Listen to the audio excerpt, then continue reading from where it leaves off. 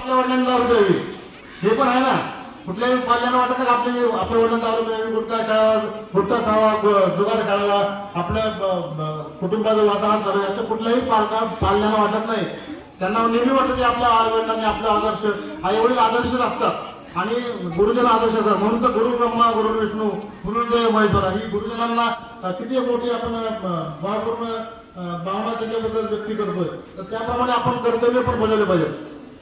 Bharat Ratna doctor Babasaheb आंबेडकरांनी संविधान लिहिलं, हे संविधान सप्ताह चालू आहे बरोबर. आणि त्यामध्ये त्यांनी हक्क, जबाबदारी आणि कर्तव्य यांची सर्वांना त्यात जाणीव करून दिली. आपले हक्क काय, जबाबदारी काय, कर्तव्य काय. आपण फक्त आपले कर्तव्य विसरून बाकीच्या सगळ्या हक्काच्या गोष्टी आणि जबाबदारी गोष्टी टाळतो, हक्काच्या गोष्टी बोलत करतो. पण कर्तव्य कठोर राहिलं पाहिजे. मुलांचे कर्तव्य केलं पाहिजे, पालकांचे केले पाहिजे. शिक्षक तर आपल्या कर्तव्य निभावत असतात. आणि काही पालक असे पण आहेत की मुलाला एकदा शाळेत सोडलं की शाळा आणि मुलगा ती काय करतो शेवटपर्यंत त्याचा काय पत्ता लागत नाही. मग पेरेंट्स मिटिंग पण होत असतील तर पेरेंट्सला पण समजून सांगण्याची खूप गरज आहे ह्याचा. आणि पेरेंट्स जर आले तर एका दिवशी आपण पेरेंट्सला घेऊन सुद्धा कार्यक्रम करू. बघा पेरेंट्स ह्या जोडीला खूप महत्वाचे आहेत. पेरेंट्सला खूप जास्त प्रबोधनाची गरज आहे. आणि असं वाटतंय कारण का ते बाल विद्यार्थी तर मुले ही देवाघराची फुले म्हणतात ना, हे फुलंच आहेत सगळे, ही समोर बसलेली फुलं आहेत. पण ह्याचा चांगल्या प्रकारे उत्तम जर पाणी घातलं, उत्तम खत पाणी घातलं तर त्याचा वृक्ष चांगल्या पद्धतीने डौलदार होईल आणि त्याची फळं सगळ्या कुटुंबाला मिळतील, समाजाला मिळतील.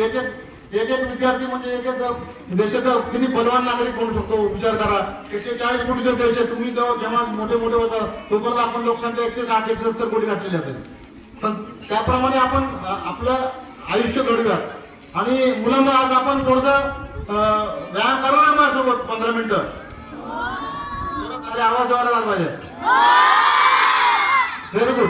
व्यायाम हा सगळ्यांना माहित असतो, पण शास्त्रशुद्ध व्यायाम कसा केला पाहिजे आणि त्याच्या शरीरावर कसा इफेक्ट चांगला होतो. शास्त्रशुद्ध व्यायाम करून श्वास आणि आपण शरीराची क्रिया हालचाल ह्याचं कॉम्बिनेशन झालं तर आपल्या शरीराला एक चांगले सुदृढ आपल्या स्नायू बळकवण्यास मदत होते. तर त्याला मी तुम्हाला 10-15 मिनिटं व्यायाम शिकवणार आहे. शिकणार ना?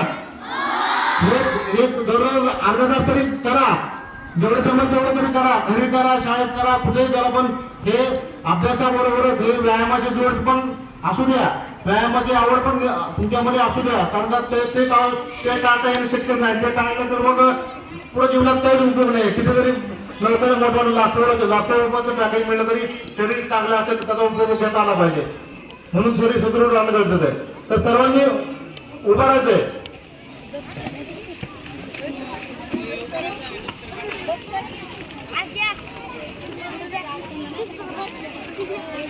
पुढे जा तिकडे. आमर कुठे आहे? बाबा मोबाईल